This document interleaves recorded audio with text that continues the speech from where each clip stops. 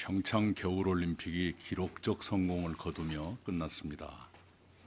강원도민을 비롯한 국민 여러분, 자원봉사자, 군인, 경찰, 소방관, 의료진, 각국 선수와 임원, IOC와 각국의 지도자 등 모든 분들께 감사를 드립니다. 특히 여자 아이스하키 단일팀을 포함한 남북한 선수들께 각별한 감사를 드립니다. 이만큼 큰 일은 반드시 뭔가를 남기게 마련입니다. 한국이 주최한 올림픽이 한국 사회에 의미 있는 변화를 남기지 않을 리가 없습니다. 1988년 서울올림픽은 한국 사회의 이념 완화를 표출했고 세계적 냉전 해체로 이어졌습니다. 그 후로 30년, 이번 평창올림픽은 한국 사회의 무슨 변화를 표출했는가 여러 부문에서 연구하고 수용해야 할 과제라고 생각합니다. 복잡성의 연구가로 세계적 명성을 얻은 존 L. 캐스터는 어떤 큰 사건이 변화를 일으키는 것이 아니라 그 사회에 이미 형성된 변화가 큰 사건을 통해 표출된다고 갈파한 바 있습니다. 캐스터의 이론에 따르면 1988년 서울올림픽이 이념의 완화를 가져온 것이 아니라 이미 우리 사회에 응축된 이념의 완화가 88 서울올림픽을 통해 표출됐다는 얘기가 됩니다. 그렇다면 평창올림픽은 우리 사회 내부의 어떤 변화를 표출했을까? 매우 흥미롭고 중요한 관찰 과제가 아닐 수 없습니다. 제가 보기에는 이렇습니다.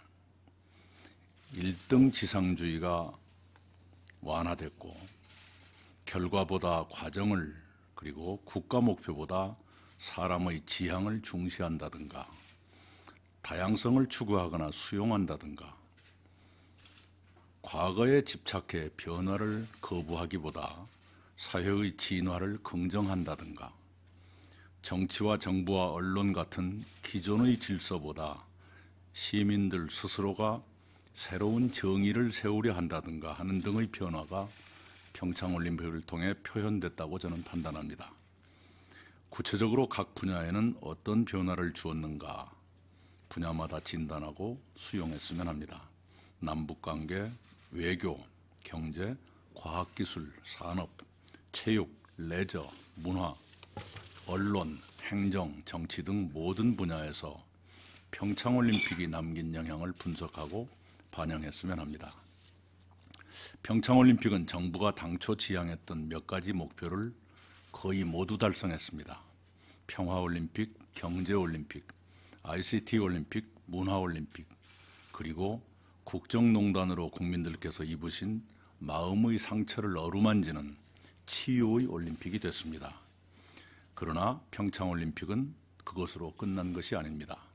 평화, 경제, ICT, 문화, 치유는 이제부터 시작입니다. 우리 사회의 모든 분야가 그 일을 해야 합니다. 우선 정부의 각 부처가 그 일을 시작했으면 합니다. 평창올림픽은 끝났지만 그러나 아직 끝나지 않았습니다. 3월 9일부터 18일까지 같은 장소에서 패럴림픽이 이어집니다. 올림픽과 패럴림픽이 같은 국가, 같은 장소에서 연달아 열린 것은 1988년 서울에서 처음 시작됐습니다. 그것을 30년 만에 우리 대한민국에서 다시 주최하게 된 것입니다. 이번 패럴림픽을 성공시켜야 할 첫 번째 이유가 바로 그것입니다. 패럴림픽은 올림픽의 당연하고도 당당한 일부라는 것을 1988년 대한민국 서울이 처음으로 시작했기 때문입니다. 더 중요한 이유는 우리가 올림픽은 성공시켰지만 그것으로 끝나서는 진정한 성공이 아니라는 데 있습니다. 패럴림픽까지 성공해야 평창올림픽도 성공하는 것입니다.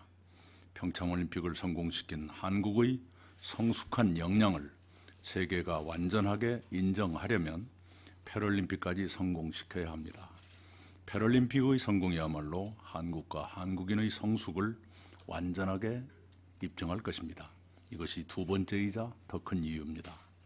정부는 평창올림픽과 똑같은 정성으로 패럴림픽을 성공시킬 것입니다. 국민 여러분께서도 동참해 주시기를 부탁드립니다.